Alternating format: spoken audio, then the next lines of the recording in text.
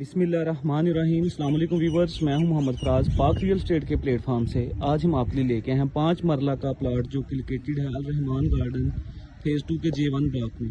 ये इस प्लाट की लोकेशन है, ये आप देख सकते हैं।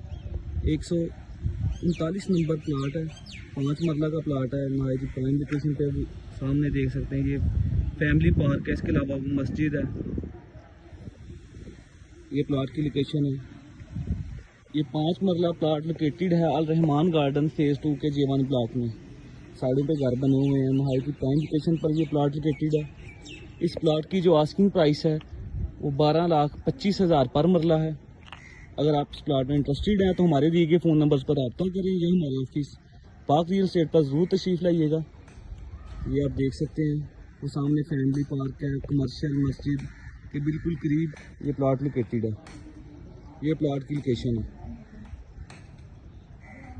Thank you.